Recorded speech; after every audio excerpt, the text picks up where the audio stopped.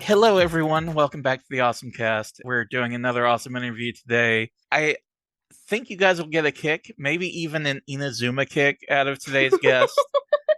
We have Kiane Chula King. Kiane, thank you so much for taking the time. Hi, I'm Uh, happy to be here. I'm happy to have you. In our Discord, it's been Gunbuster this, Gunbuster that. I've been a primary offender in that respect. Everyone knows I'm a very big Anno fan, very big Evangelion fan. So having a new Gunbuster release with a new dub was very exciting for me. But let's just start out the way I usually do. What are some things that you've been working on lately that you can talk to us about? At the moment, not too much because I actually just moved to Dallas. I relocated earlier this year. Okay. So it's been a process. I have to update my demo reel. I think that's my biggest next work in progress kind of thing. But I am brand spanking new to the industry, so getting into things is a little bit slower when you're new.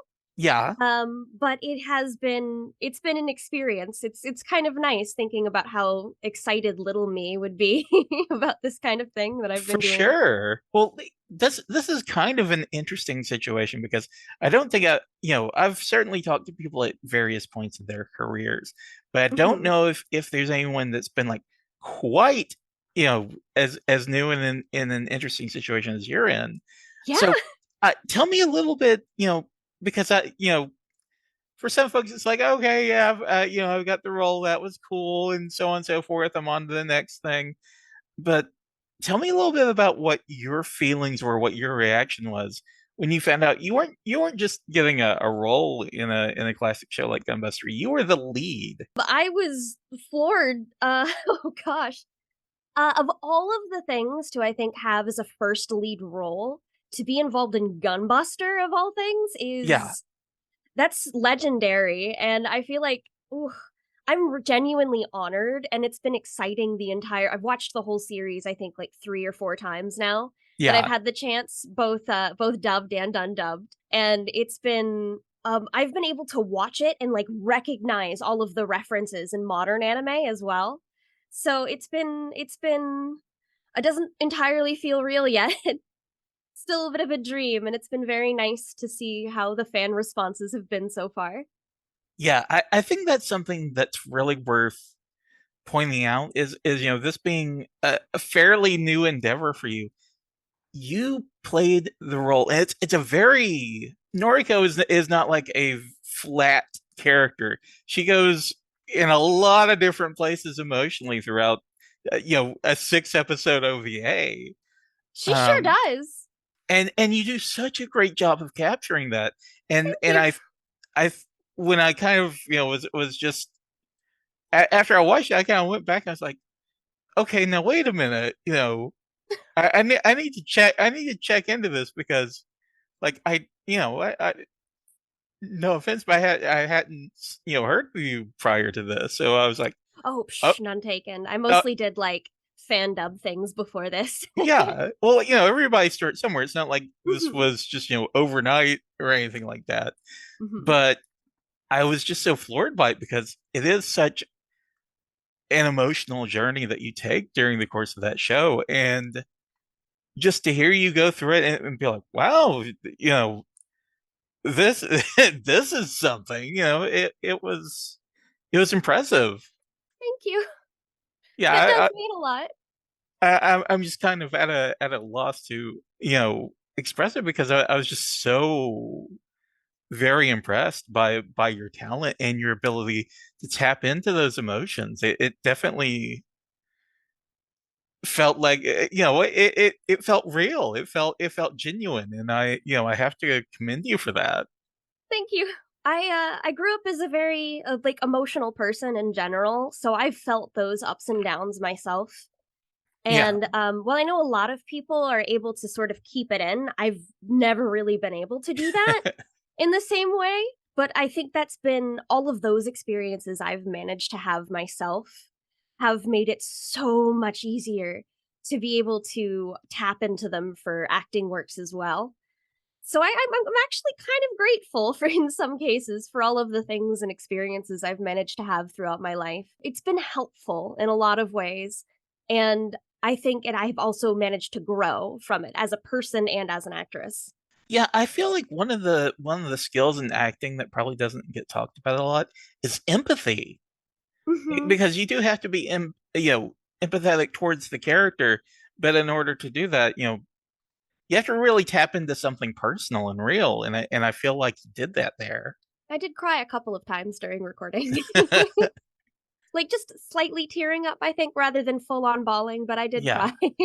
I do get it. Like that kind of that point of depression where you're at your lowest. It's a very relatable feeling, I think.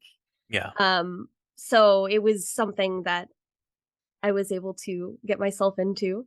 And just like I said, just a fantastic job. But Thank I'm you. I'm I'm I'm gonna stop. I'm gonna No, stop because you're fine. otherwise I'm just gonna keep doing that for the rest of the interview. But just to kind of move on a little bit and get to know you a little bit, Mhm. what first made you take an interest in acting? Oh, it was from the womb. My grandfather, who is probably the most influential person in my entire life. He did stage like local theater, community theater plays just as a hobby, something that he did on his own. And me, who for the first like 5 or 6 years of my life was practically raised by the man, he did all of my babysitting.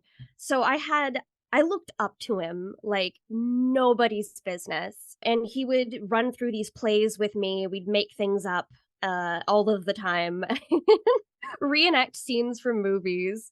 So I've always sort of had that in my blood. And I think what sealed the deal was when he passed away when I was 8. And the way that I felt would be the best way to honor his memory for me was to pursue this thing that both of us had in common and really enjoyed. I've kind of been at it since the get go, but to actually break into the professional world has been something that I've been like, oh, I hope you're watching. Yeah, It means a lot to me. that's a beautiful story. Thank you. Yeah, I miss him a lot still. There's still points and times where it's been 20 years since he's passed, but there's still been some points and times where I do still feel it. I go through it. Yeah. But he was a wonderful, wonderful, smart person. And it just says a lot about him that, even losing him at such a young age, that he made such an impact on your life. Hmm. I'm grateful I got to know him. I wish I could have had the chance to know him as an adult too. Yeah. And I know he'd be very proud of you for I what think you've so, yeah. accomplished. Hmm. Well, along those lines, as you've gotten older, as you started to make the move into being a professional, who are some of the people that have impacted you? Ooh, so I had the pure luck of being able to meet Jello Apocalypse on YouTube. Brendan Blaber is what he's going by now for doing a lot of dub work. I have had the luck and pleasure to have gotten to know him like way back in the day, and we've been pretty close friends for a pretty long time. I want to say that out of everyone, all of the people in that friend group that we made have been able to push me forward and just elevate everything that I've needed upwards. By the way, Jello is an amazing director. Like I want to say out of everybody that I've worked with, he's given me the most specific examples of feelings and things that I can tap into.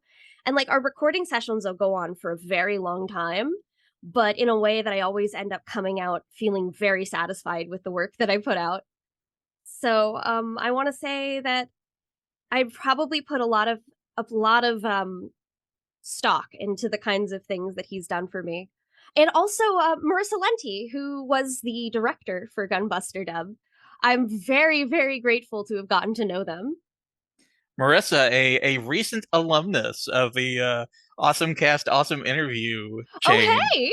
Yeah, yeah. They're so She cool. She was the last Zoom interview I did. We just got back from MTAC, Middle Tennessee Anime Hmm. Convention, where we did some interviews. But yeah, I talked to her a couple of months ago. They're like very much someone I look up to. Yeah, just a fantastic person, a lot of Hmm. fun. And very spirited and an appreciator of the things that they do, both Yeah, in directing and acting. So it's been very nice to see that the progress that they go through as well. and thank you for correcting me on the gendering. I Oh no, misgendered you're them. fine. Um, it's something I still find myself working on, but it is something I strive to do. Hmm. Anyway, You're good. yeah, it's one of those moments where it's just like, okay, well, Nobody it's starts something out that perfect. yeah, I've had to learn to just sort of shrug off making the mistake, not as in Hmm. it's not important, but just as in I'm going to be making those mistakes for a while. You get Um, used to it. It's a process. yeah, exactly. But I think what making the other party feel the best that they can be and feel like more comfortable in their own skin is very important to me. Yes, abs 100%. It's super important that they feel empowered and safe to be Hmm. who they are. Very important to me, and I've been grateful to know a lot of people who have had those experiences. For sure. And it's something that I feel like as a society we will gradually get better at it, but I'm uh, already seeing it. It's been yeah. so cool. And Like even Zoom, like they gave me the option to put down my pronouns, and I was like, "Oh, hey, that's cool." yeah, and it's good, and I feel like the more representation that we're able to get and the more that we're just able to make it commonplace, it'll get easier. Hmm. But looping back, although these are all important conversations, what is the biggest challenge for you as an actor? I think sometimes there are points where I will record a scene that still gets accepted and gets the go ahead, and I still find myself feeling like I feel like I could have done better on that scene. Not that I've done bad at it, but I definitely feel like I could have done better. For example, I think since you've already seen the Gunbuster dub, Yes. there's some scenes where panic is a big emotion that's involved, and I heard the original dub actress, who is the original Japanese dub actress, Yes. who is amazing at panic. Like, oof, 10 out of 10 has that oomph that you really need to feel for those kinds of things, and I feel like I fell a little bit flat on some of those like space scenes through the middle of the series, like episode Yes. 3 and 4, while she's go seriously going through it. Hmm. After Smith and such. Man, I feel like I could have put in just a little bit more if I had a little bit more experience and a little bit more practice. But that's something to work on, I think. Rather than seeing it as a true failure, you can look at it as something that you want to improve. Yeah. And I feel like that's one of those things that you as a professional are going to notice and think, "Oh man, I could have done better." But Yeah. like everyone who watches is going to be like, "No, it's great. I don't know Yeah. what she's talking about." I do. I'm looking forward to seeing like potentially some critic reviews of the dub as well, so I can see like maybe what some of them think as well. Hopefully they're constructive. Yeah, well, constructive criticism is how the world goes round, you know? Yeah. Yeah, for sure. Yeah, but there's always, oh, dub suck. Brr. So that's Yeah, that's my character of the yeah. internet. I've seen them. I'll admit, back when I was like a teenager, I was one of them. How dare you? How dare I? Oh. So, in keeping with the theme of like some of the challenges of being an actor, one question I like to ask folks, because it is one of those occupations where failure isn't just, a fact of life. It's pretty much the norm. I always like to talk about, they say in baseball, if you succeed 3 out of 10 times, you're a Hall of Famer. Yeah, If you succeed like 1 out of 10 times in acting, you're it's do very normal to not make an audition that yeah, you turn in. Yeah, that's yeah. super normal. You can turn in tons and tons of auditions and get Hmm. very few, if any, responses. How do you stay motivated? Determination and a genuine love for the craft. This is also not necessarily an industry that pays you as well as they could be, Right. but nonetheless, it's still something that I love so much to do that I think the pay is something that's almost like an afterthought, you know? Yeah. So to me, losing a certain amount of things is just a part of the process of not only getting better as an actress, but putting your name out there. Because, you know, even if you didn't make the audition, you don't necessarily see what's behind the scenes. You Right. don't know if the director looked at you and maybe even put you into like the top three final options. So even not getting an audition puts your name in a location where they have the option to potentially remember who you are. You know, there's never a there's never a turned in audition that is completely useless. It's all a process of growth. So I've never really like seen it as fully a bad thing to not get something. I think that's a very healthy mindset to have, and one that's almost required if you're going to make a career out of something like acting. Oh, definitely. Like back when I was maybe really young, I remember those things hurting me more. But you do build up those that skin over time, and it's the people who really want to do it who are able to adopt that kind of mindset, I think. So, Kyle, what are some of your interests outside of acting? I'm big in writing, I think. It's writing and tabletop are both things that I super enjoy to do. So I've done a lot of like written D&D role play kind of things before. Uh-huh. I'm actually just wrapping up one of my games that I've been running. It's should be ending within a week, and it's very satisfying to be that close. But I've done so many of them; they're just an absolute joy, and I've made so many friends from them. It's been I want to say that's my biggest secondary hobby for sure, or Do I guess you my run biggest main hobby. do you run like your own setting, or do you use an existing setting? I've usually done modern day or slight future in more of a realistic setting, but Okay. I think before the one that I'm currently running, I did do two fantasy with like lots of magic, and they're all like custom systems that I do. Vaguely based on Weaver Dice, if you've heard of that. Some of my statting system was inspired by Weaver Dice, but I've done a lot of changes. Actually, the one that I'm currently running is based on Everyone is John, if you've heard of that. I have not. Although that sounds like an awful. Jeez, I can't Oh yeah, it's imagine. That would be awful, guys. everybody is fighting for control of one player character. Oh Very man. fun. I enjoy those a lot. Well, that's so cool that you do your own system, you do your own settings. That requires a lot of creativity that I don't think I possess. Well, I mean, it's ooh, you don't do it by yourself. You have like multiple. The ones that I do, we have multiple DMs and we bounce ideas off of each other. It elevates it that much. Wow, that is fantastic. That we could probably do a whole interview on that, but that is so Go into cool. more details. Oh boy, Yeah, someday. that is so cool. That's so cool. Do you guys do anything as far as like Twitch streaming or anything right now, or are you just you know Since the ones that I mostly run personally are written, we don't stream them. They're generally private, but I do have like sometimes we put like art on the blogs of like the bosses, et cetera, that we've done. But I've never streamed any of the written things. I have streamed some tabletop with Jello and Co. It's been a while since I've been in a streamed one, I think.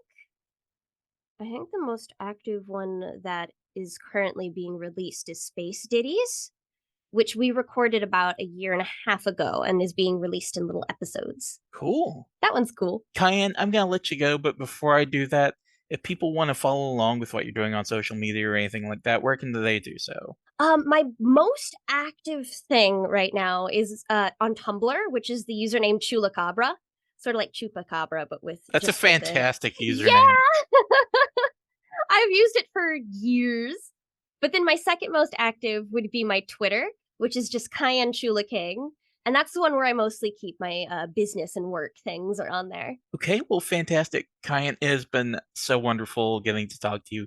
Thank you so much. It's been a pleasure. Thank you. Thanks for listening to yet another production of the OSMcast, your podcast for everything awesome. You can find us online at awesomecast.com, OSMcast.com, or, wherever you find your podcast, just search for OSMcast. You can also find us on the social medias, OSMcast at Twitter or on Facebook. Of course, you can also find our wonderful interview guru, the greatest living interviewer, John Robbins, at J5 is Live. Or perhaps you'd like to follow our amazing editor, Anna, at Angel Darkfire, or just me at It's Basil Time on Twitter. Our theme song is produced by DJ Inabito, and you can find him online at djinabito.com. And once again, thanks for listening to the OSMcast. We appreciate you.